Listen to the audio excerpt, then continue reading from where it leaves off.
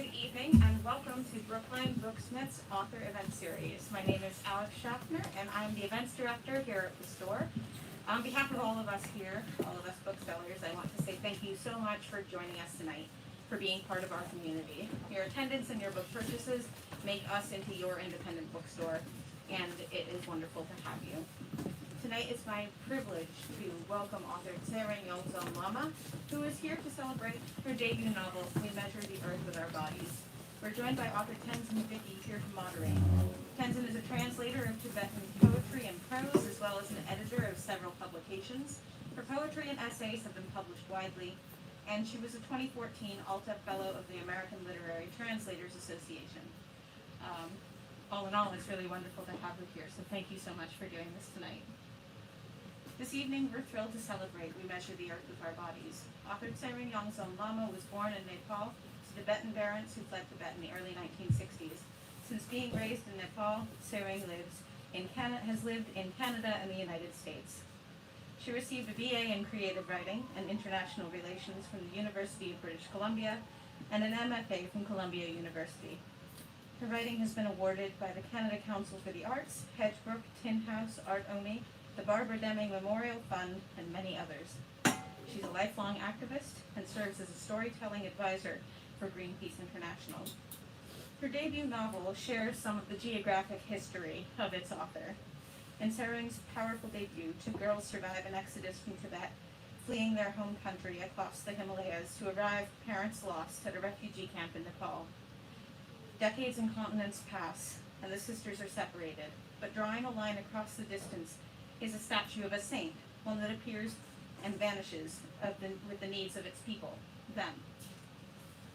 This is a sweeping story that sums up a huge consideration of displacement and the reclamation of stolen homes and cultures. It's a poignant and terrible study of colonization and loss on global scales.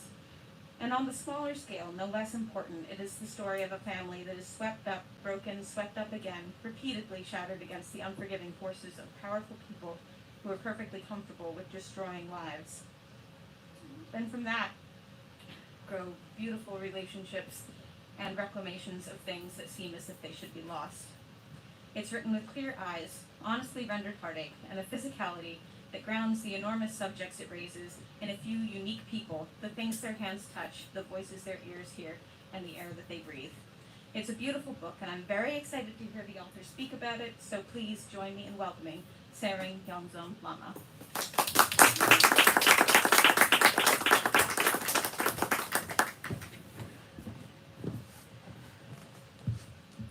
Thank you so much, and I see some old friends here. It's nice to see your faces.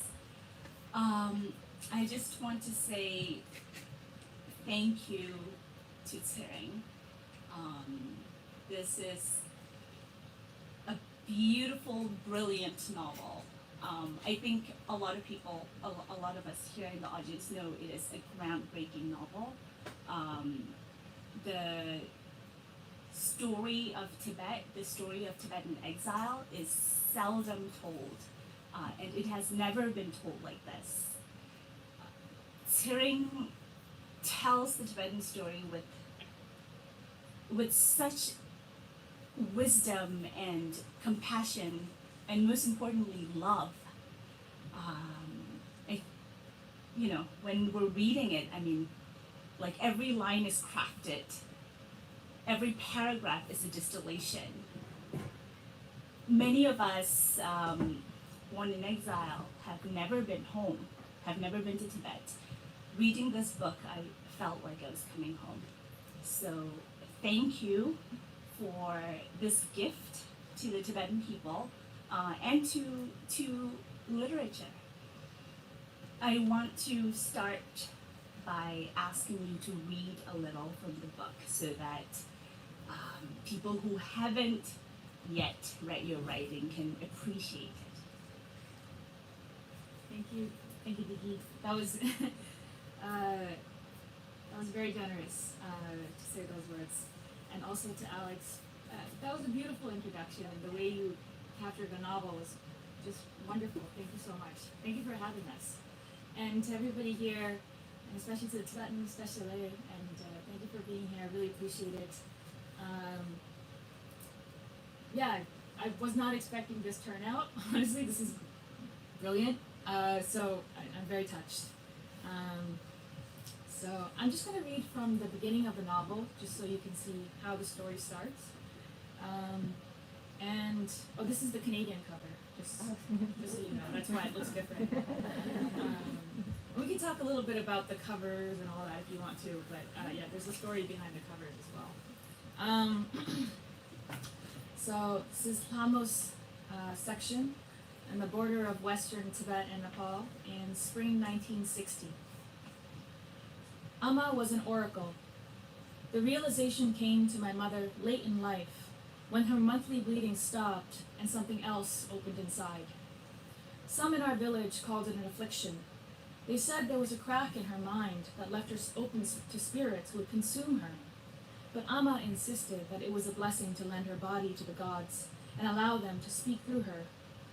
In time, everyone would listen, and the words of an otherwise ordinary woman would lead us through the coming troubles.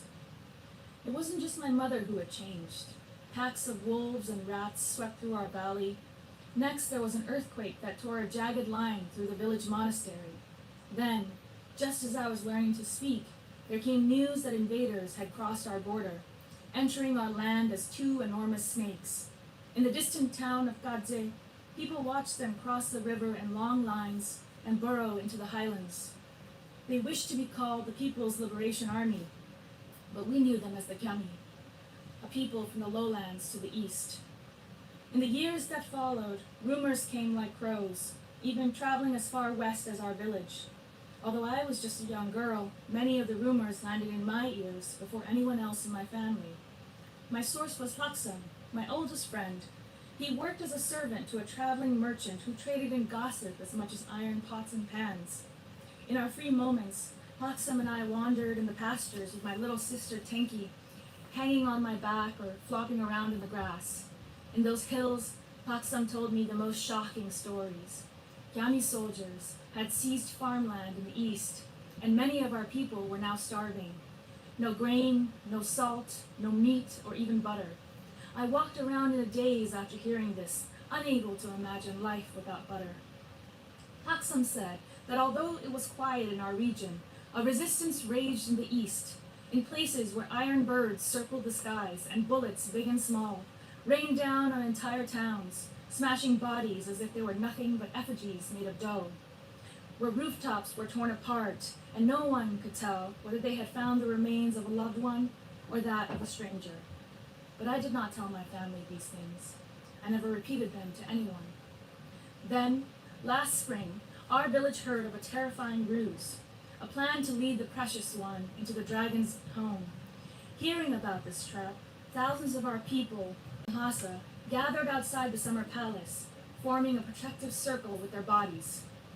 Even as the soldiers neared and the scent of gunpowder swirled in the air, our people refused to leave. To prevent a massacre, the precious one disguised himself as a commoner and fled south by night to another country. So did the great Naching Oracle, who had divined their escape route through the mountains. When the foreign troops learned that our leader had slipped away, they pierced the crowd with bullets and lined the street with corpses. After the precious one left, the sun was erased from our skies. Flowers refused to bloom and our yaks made no milk. In that darkness, every family in our village wondered if it was our time to leave, to follow our leader to the lowlands, until the day when it would be safe to return. Others recited a bleak and ancient prophecy. When the iron bird flies and horses run on wheels, the people of snows will be scattered like ants across the face of the earth. It was that day, nearly 10 years after revealing that the gods had spoken to her, that Amma said to us, "Now is the time. I must give my body to the spirits." Sitting on the kitchen floor beside my sister, I watched my father's face in the hearse glow. Pala remained still as we chewed on strips of dried meat that Amma had cured over the winter. I could see that our father was clearly picturing everything that would change for us. But after a long while he frowned, showing all of his new wrinkles at once, and nodded in agreement. By morning, our entire village had heard that Amma would begin the rites for instructing the gods. she would finally call them down to her. It made sense when they said Tenki was too young to watch the initiation. She was barely 10. But I couldn't believe it when Pala also ushered me out of the room.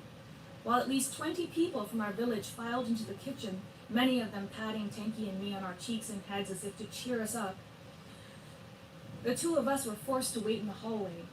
Even Laksam managed to slip in, though not without flashing a huge grin in my direction. I stood there chewing my nails until the prayers began. Then I realized what I needed to do. Taking Tenki outside, I ordered my sister to gather our sheep along the hills and bring them all back, a task that would take at least an hour, even with our dog Dixon's help. Thankfully, my sister was somewhat obedient this time. She went off to search for the sheep, and I rushed back home to watch the ceremony through a slit in the wooden door. Over a thick huddle of bodies, I saw Amma seated on the ground with her head down. Beside her stood a teacher monk and his young assistant, who looked frightened to be performing such a task when he typically spent his days carrying milk and water up to the monastery. "If you are a god," said the elderly monk as he faced my mother, "take this apron." The assistant produced an apron and tied it around my mother's waist, Amma continuing to gaze the floor as her body trembled. "If you are a god, then take this drum and bell." The assistant placed these instruments in Amma's hands. "Come to this woman. Speak to us. Stay not at the mountain top, but come to us." Amma began to shake and whisper in a bird-like voice. The assistant placed a heavy embroidered cape around her shoulders, then a 5-pointed crown on her head. Despite the weight of the regalia, Amma hopped up on her feet and began to rock side to side. The assistant moved away, his eyes wide with fear, but the teacher monk called him back. "Take this golden drink," he said, holding out a bowl of beer. Putting down her instruments, my mother took the bowl, offered it to the sky, and drank the beer in one gulp like a man. Then she danced, spinning to the left and right, dipping and jerking her head. The teacher monk leaned in, pushed my mother's shoulders down to keep her still, and spoke into her ear. She shook like a startled horse and uttered a language I could not understand. Was this the language of the gods? Hearing my mother's words, the teacher monk nodded and reached into a bowl of rice. With a graceful flick, he tossed a handful of grains onto the drum, held flat in his hand. It sounded like a rain shower, and still echoes in my head. "It is dangerous to call the gods," he told the audience. "We must ensure that we have not called a malicious spirit by mistake." The teacher monk explained that if an evil spirit entered her body, there would be chaos for Amma and everyone who sought her help. On the other hand, if part of my mother's consciousness remained in her body, when the spirit entered, she would become half god and half human. And then we could not trust her words. Hearing this, I started to shake. If the gods never left my mother's body, she would never be herself again. Why would Pala agree to this? Yet it was already far too late to stop. The teacher monk said that it was time for the test. Amma must be able to say, without looking, exactly how many grains of rice had landed on the drum. She also needed to know the meaning of this number, what it prophesied. Pressing my face into the door, I strained to learn the outcome. I had my answer when the elderly monk slowly knelt and prostrated himself before my mother. A wave of prayers rose from the crowds as they too lowered onto the floor. Only I remained standing, peering through the crack, trying in vain to catch a glimpse of my mother's face. Then my chest felt heavy, like wet clay, and I was drawn face down to the floor of frozen mud, my palms pressed above my head, my lips moving rapidly in prayer as breath spread between my ribs.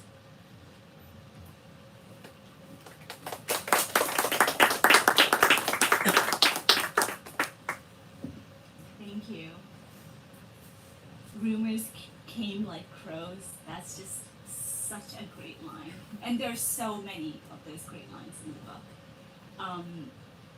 Okay.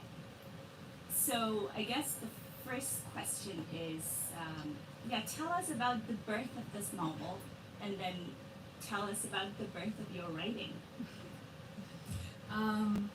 So I started writing this book in first semester at Columbia in the MFA program, which was actually 12 years ago. So it took a long time to get to this point.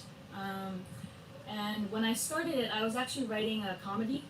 I had just been National Director of Students for Free Tibet Canada in Toronto for a couple of years, and That inspired you to comedy. yeah, well, I didn't grow up like deeply embedded in the Tibetan community. Like even in Nepal, we lived outside of the refugee settlement, so we had our own private home, and even though that was always around, being in that role, being a organizer in my community was like a real shock to the system for me, and I started to see many funny things about us. And I think that's one of the nice qualities about Tibetans is that we like to make fun of ourselves and each other. There's a real like slapstick style to our humor. We like to hit each other and laugh. It's kind of like childish, but it's like a nice part of, I guess it's the other side of our like compassion, which is like just like let it all go and laugh, which I think is nice. Anyway, so I thought, okay, I've seen a lot, being in this really intense community of organizers, in a time of great pain during the Beijing Olympics when there was an uprising across all of historical Tibet. I also got to see like some of the funnier, more sort of provincial mannerisms that we have, the ways in which we stick together and, like become very petty as well. And so I thought I'd write a novel kind of like looking at that and make it a funny book. And I wrote a short story called The Greatest Tibetan Ever Born, which is about this like really brash but brilliant soccer player who's a Tibetan. Anyhow, and I started to sort of build this cast of characters, and as I started writing it, for the first 4 years, I started to slowly realize that there was a bigger question that I was trying to get to the bottom of, and I didn't want to just write a comedy of manners. And the question that I really wanted to understand was, I guess, there was so much silence in Tibetan culture, and especially in like our parents' generation, there's so much silence that we don't know what our relatives went through, especially in the early days of exile. Tibetans are genuinely pretty pragmatic people in this like Buddhist sense of like, let's get on with business. We don't like look back and like dwell on the past that much, at least not like vocally. But I'm a person who wants to know the things that are unspoken, especially if you want to be a writer. That's kind of your space, right? So as I started to do that, I was thinking a lot about the fact that I was at Columbia trying to pursue this literary career, and my grandparents were nomads, and this was part of our family tradition for thousands of years, and my parents were literally penniless refugees who begged on the side of streets. So it's just like there's this disorientation, this immense change that happened in just a few decades. And this is not just my story, this is the story of pretty much every exiled Tibetan right now. And that is a tremendous story, that is a story of great historical significance, and I wanted to tell that story. So that's where it led me to, and the bigger question was like, what happened, and who are we as a result of what happened, and how did we survive? Because we did it on our own. Nobody really helped us. Nobody continues to help us, really. I would say, I think Tibetans have been fighting alone for decades. And so that was really the question, and that demanded a much more serious novel, which is where we ended up. It's a more serious book. And the story of my writing, I grew up in Nepal, so it's a very poor country. I was middle class for sure. By the time I was born, I was quite privileged. And I remember we didn't have a lot of public libraries in Nepal. We still don't. And so to buy a book is quite expensive. It's like 300, 400, 500 rupees, and people earn 3,000 rupees a month, 4,000 rupees a month. So it's extremely, you're very privileged to be able to buy a book. And I remember I used to go to a bookstore maybe once a month and pick one book. And that was like the thing. This was a big deal. I get to buy this book. I would spend an hour picking the book. Everybody was kind of like, oh, you got all these books, you're so lucky. And so that was the way I looked at it, but all the books came from the US or the UK or Europe. Those were the centers of cultural production. So the idea of becoming a writer was not even a part of the reality, I would say. And even though Tibetans, there's a good, healthy population of them in Nepal, most of them are not visible in terms of being on TV or being writers, or our stuff is not out there. We're not producers of culture in Nepal. So a lot of the possibility for being a writer came from coming to the West, I would say, and being in creative writing programs and just like slowly giving myself permission to write. At first I was writing about Chinese people, which was weird, and then I wrote about white people, and then finally after several years I finally wrote a story about Tibetan people. So even that was like, had to give myself permission to do that. So yeah, it was a long road, but certainly a lot of economic privilege played a role. Even the time when I was born in my family, I was the most able to do this, I think. I think, yeah, one of the first, I know exactly what you're saying, one of the first short stories that I wrote, and this was for class, it was for class with Jamaica Kincaid, it was about this girl, but it was, this white guy who's telling the story. And Jamaica Kincaid read it, and she was like, why is he telling the story? This is her story. But it was just the lens that I was used to. Yeah, exactly. So you've said that, I know this book took you 12 years to write. And if you think about that, right, the Buddha, had 6 years of austerities. Lotu kawacheta ora. Sudengi lotu ni kawacheta. That's right? 12 years of austerities, I feel like I is ate very kind well. of- I slept in a comfortable bed anyway. But it was worth it because what you produced, is yeah. I feel like this is a Bodhi tree for me. So I read it in an earlier version, and I feel like the book sort of died and was reborn. I think this novel, as it is like a reincarnation.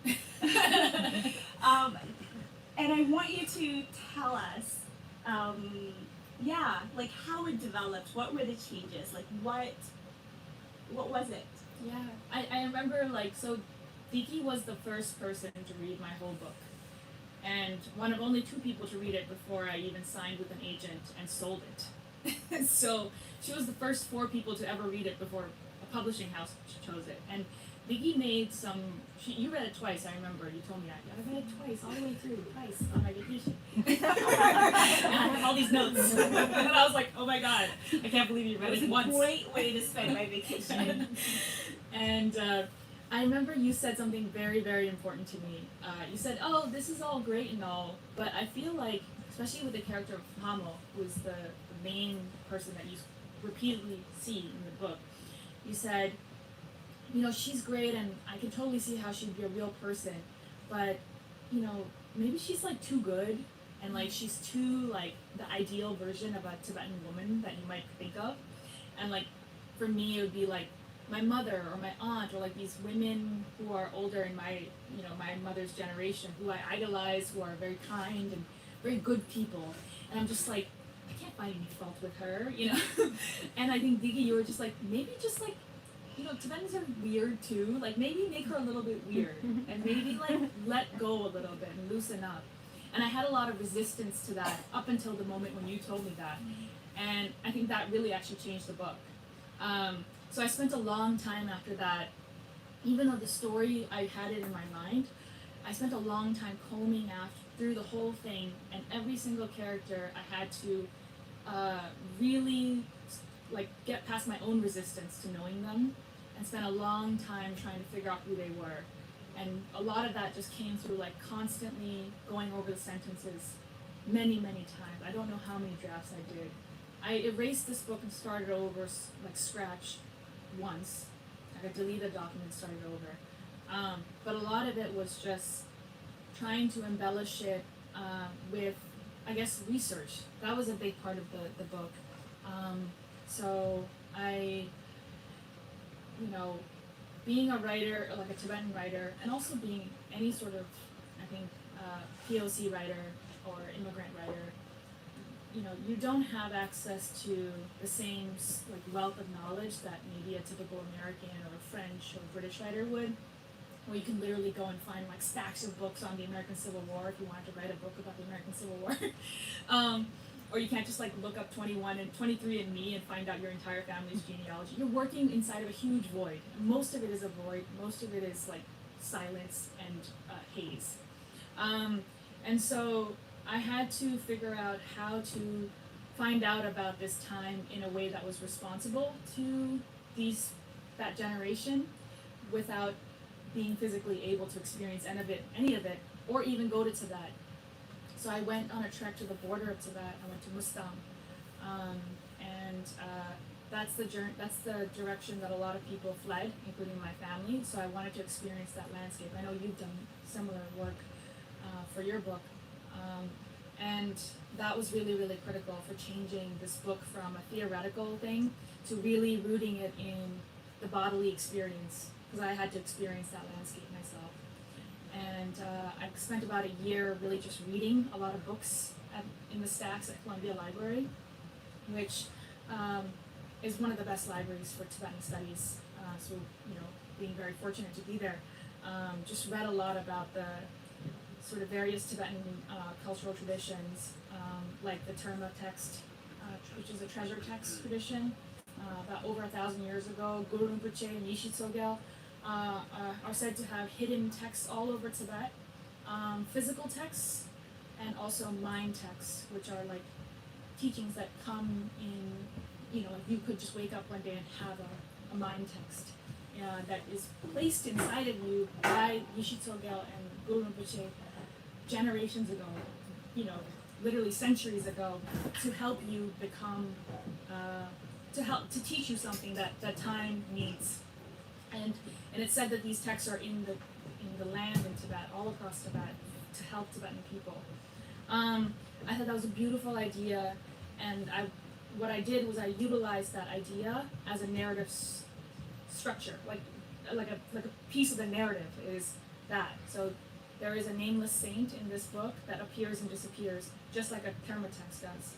So basically, there were a lot of things that I had to teach myself, I guess, things that, because of history and because of like exile, like we don't have access to, and I had to figure out how to get access to. And once I found those things, I put everything in the book as like narrative tools, and that took a long time as well.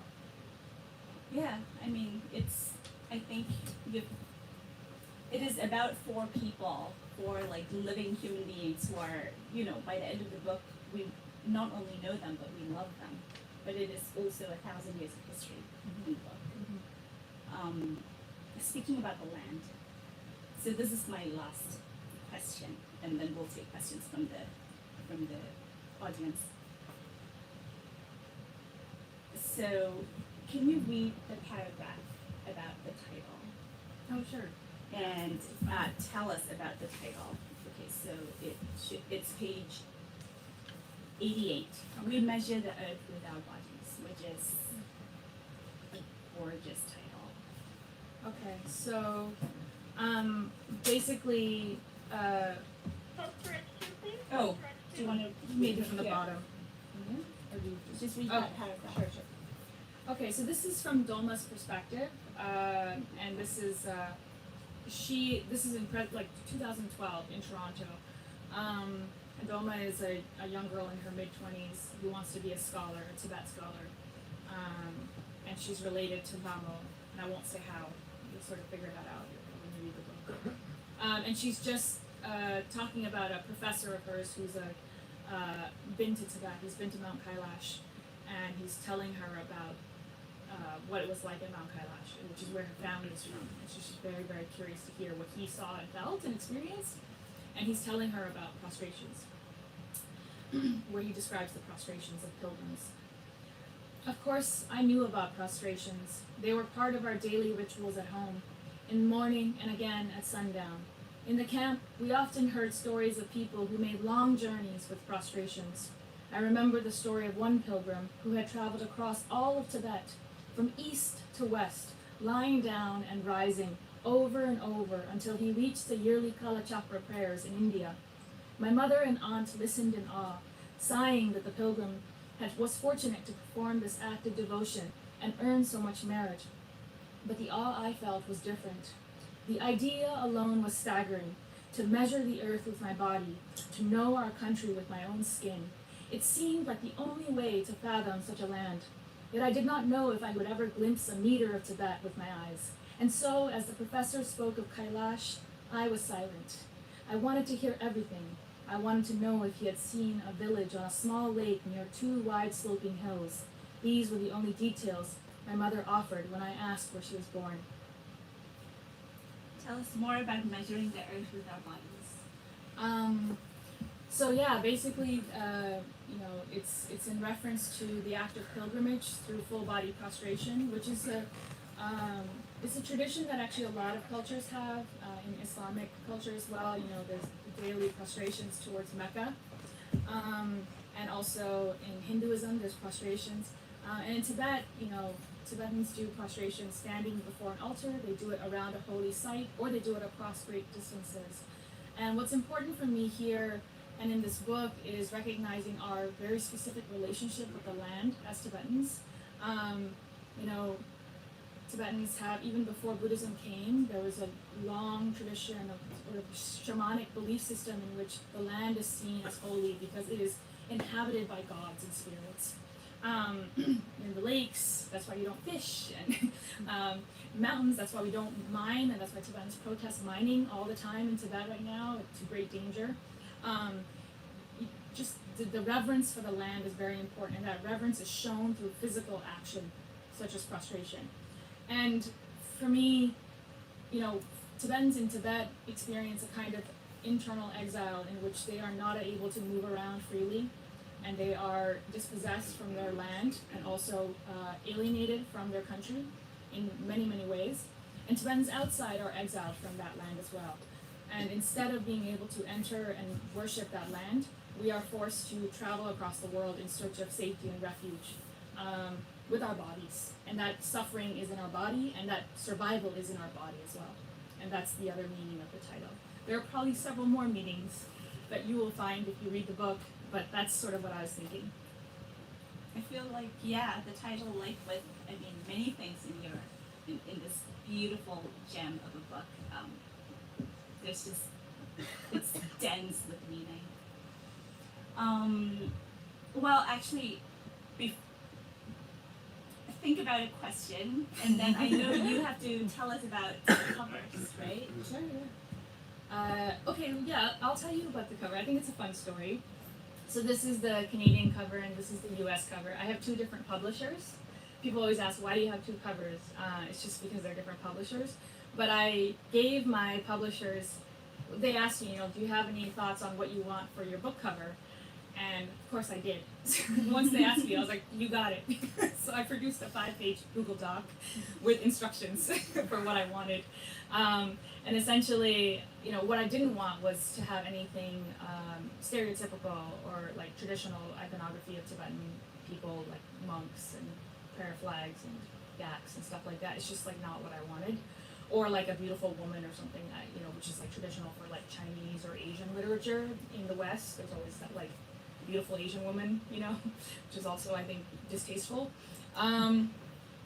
So what I wanted was to have the fabric. I gave them a bunch of swatches of Tibetan fabric, and what I really love is the way that Tibetan women mix all kinds of patterns and fabrics in their dress.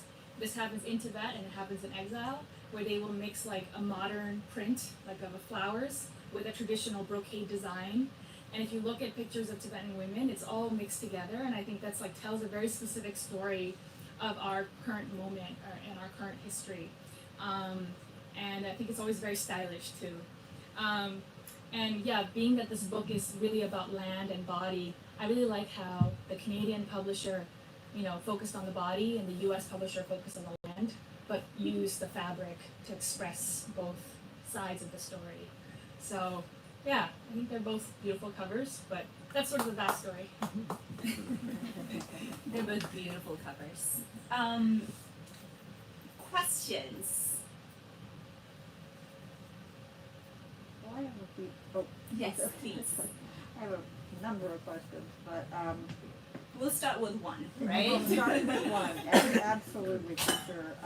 So I just have to pick the one. given that, it's interesting hearing you talk about your family had to flee Tibet, you were raised in Nepal, you left Nepal to Canada to here. It just hasn't dawned on me as much as tonight how many displacements a lot of young Tibetans Yeah. go through.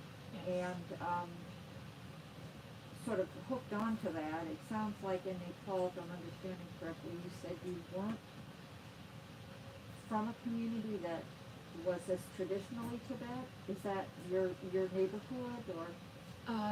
Well, so the question was, you mentioned like how many displacements young Tibetans have experienced, and then your question was in Nepal, that I wasn't particularly in a Tibetan community. Yeah, I guess that kind of dovetails with, was that even harder to then go back and honor and learn about your roots in a way, if that makes sense?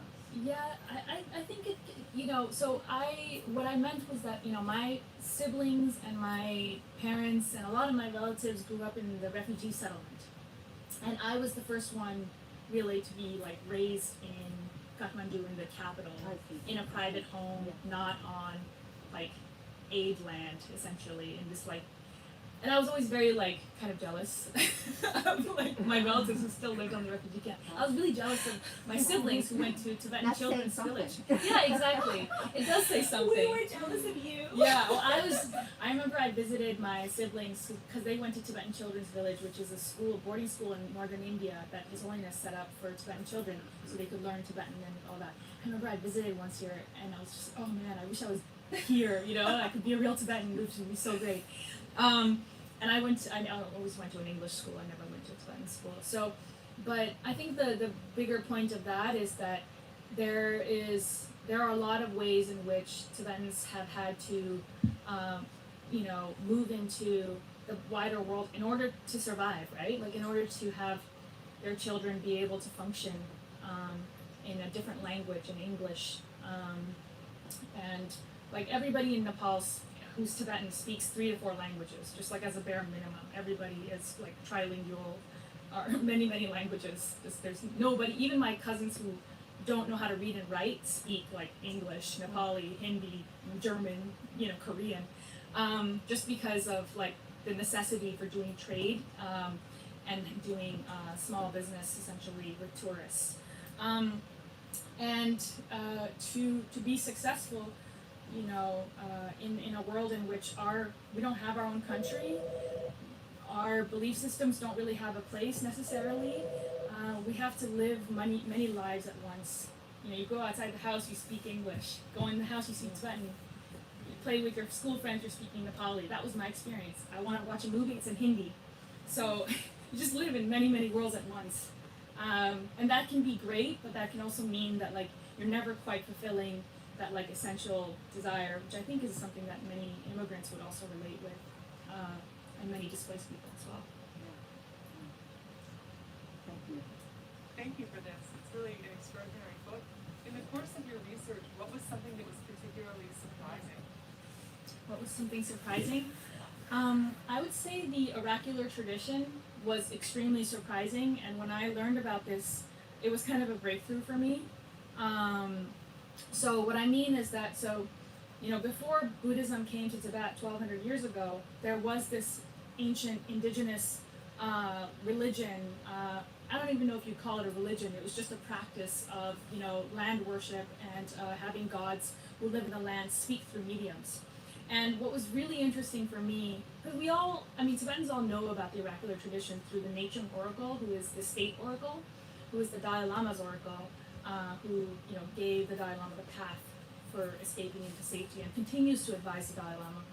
But I didn't know that there were village oracles, many of them who were women, all over Tibet for centuries.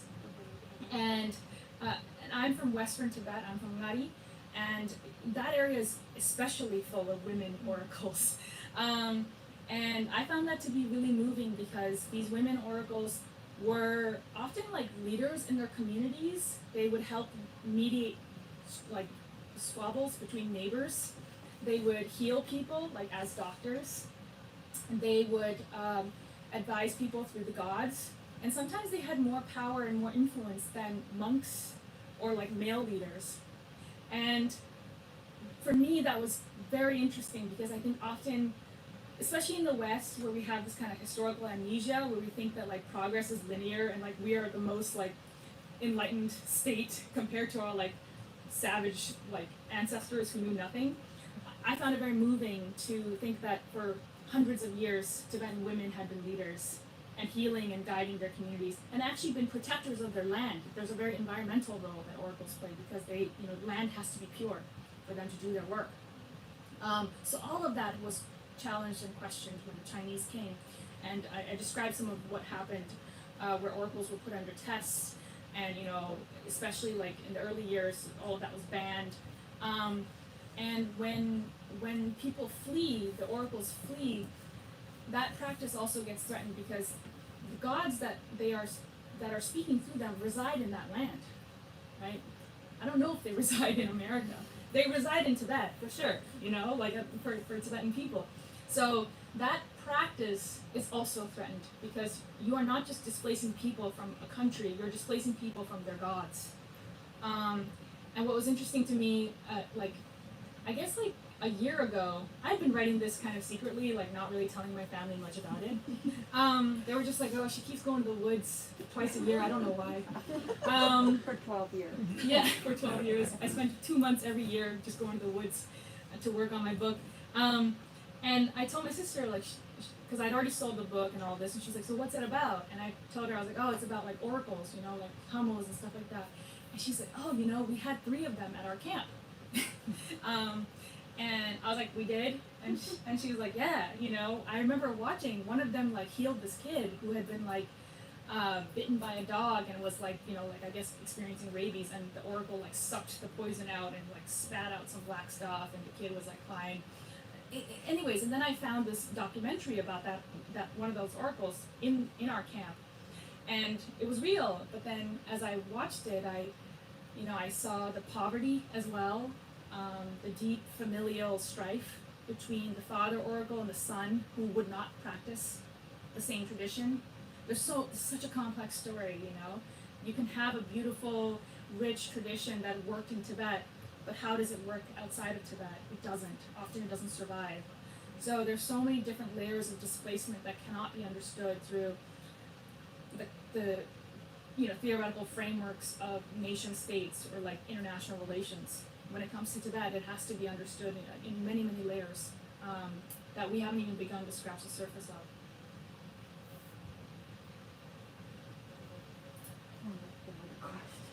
Oh, go ahead. Does go anyone ahead. else have a question? Oh, we'll come back to you No, later, it's okay? all right. That's fine. Go ahead. Nathan? Hi. You've had a long arc as an activist and a scholar and now an author. Like, where does kind of creative writing of this kind fit? Maybe in the activist mentality, like, and do you see this in terms of your own, evolution and maybe as a path for other young Tibetans? I know we have some great other creative Tibetans here in the room. But I'm so pleased to see this evolution. I'm also always thinking, like, how is this a strategic, nonviolent act? So yeah, thanks Nathan for that question. Nathan was one of my trainers many years ago. He taught me all about cybersecurity, which I still try to follow, but maybe I need a refresh. I don't know, I feel that all writers are to some degree, people who want to change the world. Maybe less so for some if they don't see the problems. But I think the essential job of a writer or any creative person is to try to understand things as clearly as possible. To like look at something, whether it's their raw emotions or their personal experience or something they see in the world, and to really try to understand it deeper and deeper and deeper. And that is how we create art, I believe. So to go from my raw emotions and my raw opinions, my first instincts, then to spend years refining it so that I can get closer and closer to some sort of understanding that I didn't have at the beginning of the project. And I think, whether, I guess even like if you're a gardener, you're trying to understand the plants, you're letting them teach you something. Whatever you're doing, if it's a long practice, just like prayer, it's this long, slow journey to trying to get a better understanding of something. And when you get a better understanding of something, if you have any sort of political insight, which I think most people do, I think politics just means like your ability to see how the world is and then your ability to imagine how it should be, like what should change. I think everybody has that, but as you spend more and more time looking at a situation or a story, I think that political perspective becomes clearer as well.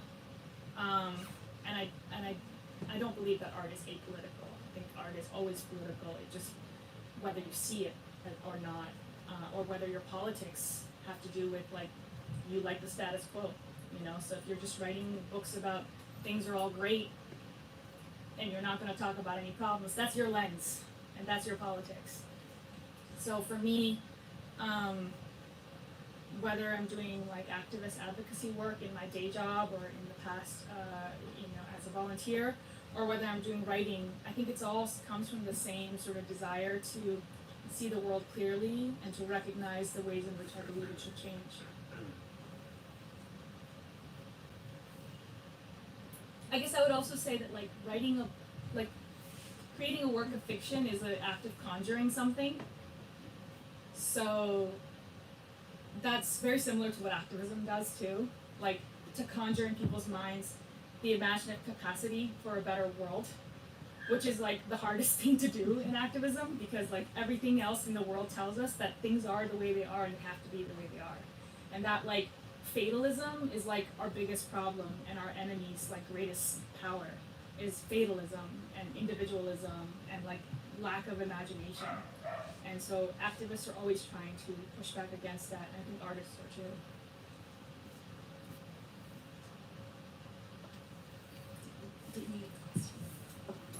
Hi.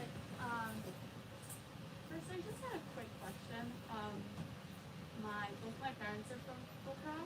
Like my mom is from Yangsa, which I think you're from. Yes. And my dad is from Chamberlain. Jumbling. And so I was curious because the way you talk about the settlement is Simava. And I'm wondering like is that because I asked my parents, I was like, what, like have you guys heard of this place? You know, so I was just wondering like is this like something from your imagination or like is this a name of a place that like a nickname sort of thing? But that was the first one.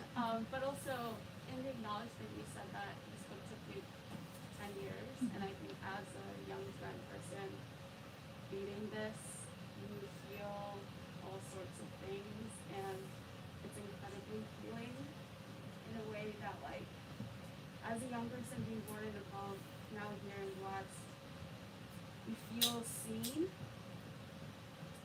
But I'm wondering, like, what this 10-year process was like for you, and like, what were the kinds of things that you felt, and like barriers that you had to push through, both as like a writer, but also as a young trans person going back to explore, you know, all of the things that were such a mystery to us for a long time. Thank you. Okay. I'll just repeat. I was just telling Tsering that that's the last question. They're gonna kick us out. Repeat the question. I'll just repeat the question. So the question was, the camp that's described. The person asking said it sounded a lot like the camp her family is associated with as well, and she was wondering, but the name is different, and what's the story there? And then the second question was, that she said that while reading she felt a lot of things, and she wondered what it was like for me to write it, you know, like what barriers I had to overcome, and sort of what was the experience. So the first one is easy. I changed the title of the camp, you know, like 8 months, like a year ago, I'd say, mostly as a security concern. I just didn't want to put extra attention on the real camp more than I needed to.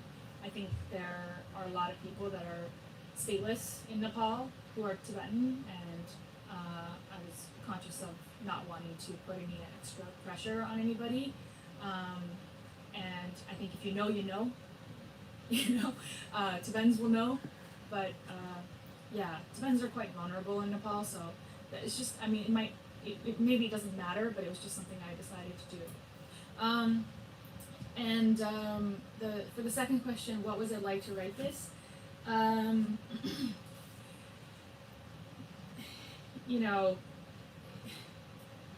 It was very hard. It was a hard thing.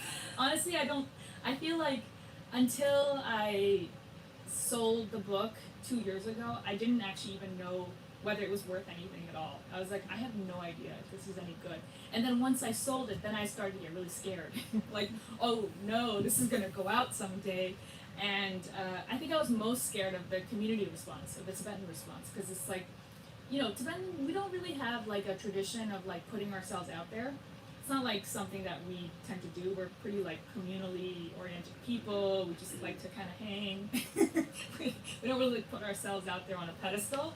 And I honestly was like considering, could I do this with a fake name and just like skip out on all the publicity side of it? There's all kinds of weird things like that that have to do probably mostly with like fear and like concern about getting something wrong, I guess. And I told Dickie about it, so I'm like, oh, I was worried that like I would have just like messed this whole thing up and people would be like, why did you write this book? Honestly, this is what I was thinking for years. And it's just, the experience has been like not that so far, like so far people have been very, very much embraced the book, and I think that like would probably be my biggest message to anybody, anywhere who's thinking of being a writer as a Tibetan. It's like, don't worry, just do it, like turns out, we're like a supportive community overall, just like do your art and make it damn good. Like focus on that, put your head down, and put in the time, put in the years, and if you put in the labor, I think we like to celebrate each other, and that's something that I did not really think that would happen. And it was very hard to write this book. I have worked full time this entire time as well, so that's also why it took so long. Like practically my days look like I work from 6 or 7 a.m. until about 2 or 3 for Greenpeace, and then I will, shower or like take a walk or do something to change myself, and then I'll write until dinner time, and that's been my daily schedule for years. And I take 1 day off a week to like relax, like usually a Sunday. And my vacations are all for writing as well. So I haven't taken a holiday in a few years. So, practically it looks like that. Emotionally, all that other stuff that I just described. Okay. Well, for people who don't have much to celebrate, like you said, you have given us a precious, precious thing to celebrate.